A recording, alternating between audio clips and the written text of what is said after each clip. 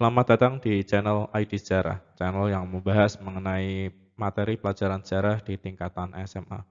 Pada kesempatan kali ini, ID Sejarah akan membahas mengenai perlawanan Banjarmasin dan Puputan di Bali terhadap Hindia Belanda. Yang akan kita bahas, lingkupnya itu sangat luas. Sebelum pembahasan Banjarmasin dan Puputan Bali ini, di video sebelumnya juga sudah dibahas berbagai perlawanan dari masa Portugis, VOC, dan ini yang terakhir yaitu Hindia Belanda. Oke, langsung saja kita bahas yang pertama yaitu perlawanan Banjarmasin. Apa yang melatar belakangi perlawanan dari Banjarmasin? Latar belakangnya adalah adanya intervensi di Kesultanan Banjar yang pada saat itu kondisinya adalah Sultan Adam meninggal dunia pada tahun 1857 dan kemudian mewariskan tahtanya yang harusnya diserahkan ke Pangeran Hidayat. Dengan adanya intervensi dari pihak Belanda, maka kemudian beralih ke Pangeran Tamjid. Nah, eh, sifat dari kedua orang ini, dari Pangeran Hidayat dan Pangeran Tamjid ini masing-masing berbeda. Pangeran Hidayat ini dianggap sebagai orang yang baik, orang yang cakap, yang kemudian bisa menjadi pemimpin di Kesultanan Banjar, sedangkan Pangeran Tamjid sebaliknya, dia hidup hura-hura, kemudian sebagai pemimpin pun mungkin dia tidak dipercaya oleh rakyat. Nah, maka kemudian Belanda melihat hal tersebut memecah belah. Nah, yang harusnya diserahkan ke Pangeran Hidayat kemudian diserahkan ke Pangeran Tamjid.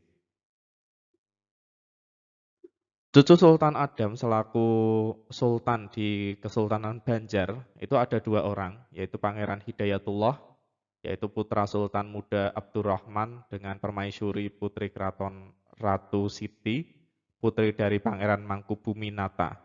Kemudian yang kedua ada Pangeran Tamjid, dia adalah putra Abdurrahman dengan istri wanita biasa keturunan Cina yang bernama Nyai Aminah.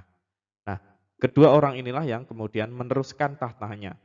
Yang harusnya menjadi sultan itu adalah Pangeran Hidayatullah. Namun karena intervensi pihak Belanda, Pangeran Hidayatullah ini kemudian dijadikan hanya Mangkubumi saja, sedangkan yang menjadi sultan di Kesultanan Banjar adalah Pangeran Tamjid. Itu karena ulah pihak Belanda. Namun di sini banyak orang-orang pedalaman di Kesultanan Banjar itu lebih memilih Pangeran Hidayatullah untuk memimpin eh, Kesultanan Banjar di wilayah pedalaman. Maka terjadilah konflik di antara Pangeran Hidayatullah yang bersama orang-orang pemberontak melawan Pangeran Tamjid yang di belakangnya ada pihak Belanda. Selain Pangeran Hidayatullah atau Pangeran Hidayat, juga muncul satu tokoh yaitu Pangeran Antasari. Siapa Pangeran Antasari? Dialah yang kemudian menjadi pahlawan di balik perlawanan Banjarmasin. Pangeran Antasari ini adalah sepupu dari Pangeran Hidayatullah yang merupakan seorang bangsawan yang hidup dari kalangan rakyat. Kemudian dia menginginkan agar tangkup kepemimpinan itu kembali ke semula. Nah, kemudian dia juga mempersatukan kaum pemberontak untuk melawan pihak Belanda. Berikut ini adalah kronologi dari perlawanan rakyat Banjar dan Pangeran Antasari. Diawali pada bulan April 1859, pasukan Pangeran Antasari bersama beberapa pengikutnya. Di antaranya ada Kiai Demang Leman, kemudian ada Haji Nasrun, Haji Buyasin, dan Langlang, melakukan penyerangan di pos-pos Belanda di wilayah Martapura dan Pengaron. Kemudian selanjutnya pada 28 April 1859, wilayah-wilayah tersebut mampu dikuasai oleh Pangeran Antasari. Dan diakhiri 27 September 1859, Belanda berhasil mengambil alih wilayahnya yang diserang oleh pihak Pangeran Antasari tersebut. Belanda sebenarnya menginginkan agar Kesultanan Banjar itu dihapuskan karena Kesultanan Banjar dianggap sangat merugikan pihak Belanda pada masa tersebut. Kemudian pada tahun 1860, tepatnya di bulan Juni tanggal 11, Belanda menghapus Kesultanan Banjar dan kemudian berlanjutlah perlawanan yaitu dari Pangeran Hidayat. Pangeran Hidayat melakukan pertempuran yang hebat melawan pihak Belanda pada tanggal 16 Juni 1860 di Anbawang. Kemudian berakhir perlawanan Banjar yaitu dari penyerahan Kiai Demang Leman yang saya sebutkan sebelumnya tadi ya, yang bersama Pangeran Antasari.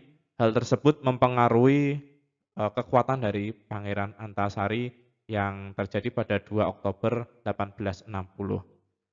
Selanjutnya pada 3 Februari 1861, akhir hayat dari Pangeran Hidayat, yaitu dia ditangkap dan kemudian diasingkan ke Jawa. Kemudian pada 14 Maret 1861, perlawanan praktis tinggal Pangeran Antasari saja.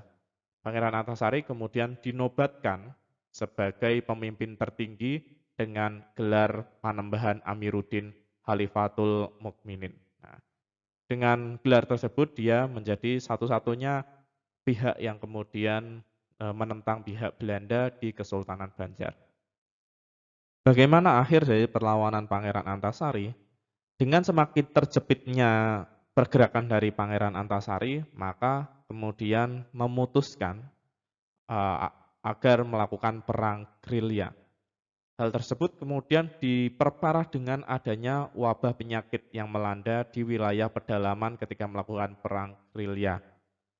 Di wilayah Kampung Bayam Bengkok, kemudian Pangeran Antasari meninggal dunia pada tanggal 11 Oktober 1862. Nah, itulah akhir dari Pangeran Antasari. Selanjutnya adalah Perang Puputan di Bali. Apa yang melatar belakangi Perang Puputan di Bali? Di wilayah Bali menerapkan salah satu perjanjian yang kemudian disahkan di wilayah Bali, yaitu Perjanjian Tawang Karang. Apa itu Perjanjian Tawang Karang? Perjanjian Tawang Karang adalah hak suatu negara untuk mengakui dan memiliki kapal-kapal yang terdampar di wilayah sekitar wilayah Bali. Nah, kemudian pada tahun 1844, perahu dagang Belanda terdampar di wilayah Perancak yang merupakan kerajaan dari Kerajaan Buleleng. Maka Belanda kemudian terkena hukum Tawang Karang. Nah, dengan adanya hukum Tawang Karang inilah, maka Belanda melakukan perlawanan terhadap Kerajaan Buleleng. Berikut ini adalah perlawanan Bali terhadap Hindia Belanda yang pada saat itu merongrong kekuasaan dari pihak Bali. Diawali dari 1849, Bali diserang oleh pihak Belanda yang dipimpin oleh Mayor A.V. Mikis dan kemudian Van Swieten. Penyerangan tersebut berlangsung di wilayah Kerajaan Buleleng di wilayah Jagaraga. Dengan adanya penyerangan tersebut, pihak Bali kemudian merespon dengan serangan besar-besaran rakyat Bali. Pertempuran ini kemudian dinamakan Puputan Jagaraga. Nah, tokoh yang kemudian menjadi dalang dari orang-orang Bali adalah I Gusti Ngurah Made Karangasem dan Mahapatih Ketut Jelantik. Kedua orang inilah yang kemudian mengobarkan semangat dari orang-orang Bali. Kemudian diakhiri di tanggal 19 April 1849, Benteng Jagaraga dihujani tembakan meriam dengan gencar, akhirnya wilayah tersebut mampu dikuasai oleh pihak Belanda. Nah, di sini yang bisa kita ambil adalah pihak Bali itu melakukan serangan terhadap pihak Belanda sampai titik darah penghabisan. Walaupun pihak Bali itu kalah, namun pihak Bali kalah dengan hormat, yaitu mereka tidak mundur sama sekali terhadap serangan dari pihak Belanda. Itulah pembahasan dari Banjarmasin dan pihak Bali yang melakukan perlawanan dari pihak Belanda. Apabila ada yang dianggap kurang dari apa yang saya jelaskan, silahkan komentar atau langsung saja tanya ke saya melalui WA yang ada di website ID Sejarah. Oke, langsung saja. Cukup sekian, terima kasih sudah mendengarkan dari awal sampai akhir.